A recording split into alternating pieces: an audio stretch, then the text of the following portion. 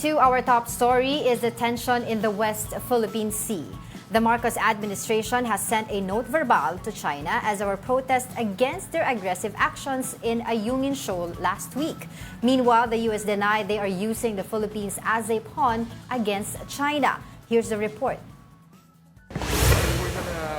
Foreign Affairs Secretary Enrique Manalo reported that our country has sent a note verbal to China. This is in relation to China Coast Guard's aggressive actions against our troops during their resupply mission in Ayungin Shoal on June 17. The incident resulted in Seaman First Class Jeffrey Facundo getting his finger cut off. Aside from the note verbal, the Philippines and China will also discuss their rift on the bilateral consultation mechanism on South China Sea in July. Despite calls for more bold response to China, like invoking the Mutual Defense Treaty, Manalo maintained that dialogue and diplomacy should prevail. Yes. Because we have the side of law on our side, so I am optimistic. The law Manalo was referring to was the United Nations Convention on the Law of the Sea or UNCLOS. The Philippines ratified it in 1986 while China signed it in 1996. However, China refuses to acknowledge the Hague ruling that favored the Philippines when it comes to the territorial claims in the West Philippine Sea. We have championed a consistent position. Maritime claims in the South China Sea cannot go beyond the UNCLOS.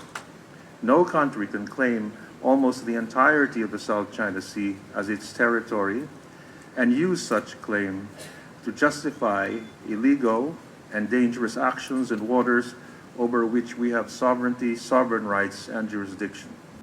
Meanwhile, the U.S. has reaffirmed its commitment to the Philippines in giving support against China's aggressive responses on the West Philippine Sea.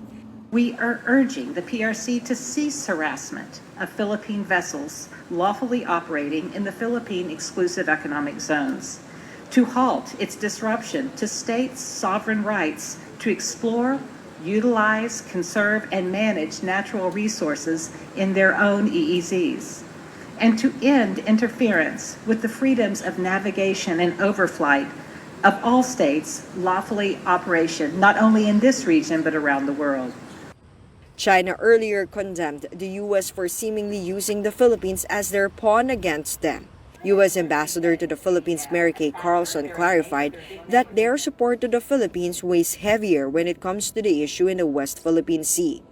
As we heard Secretary Manalo said, the Philippines has an agenda that stands on its own. As our partner, we support that. They are not a pawn in a great power game. They have their own agenda that is important to the people of the Philippines. So yes, China is a factor, but the U.S.-Philippine relationship certainly stands on its own. We had a long and important relationship with the Philippines that had absolutely nothing to do with China.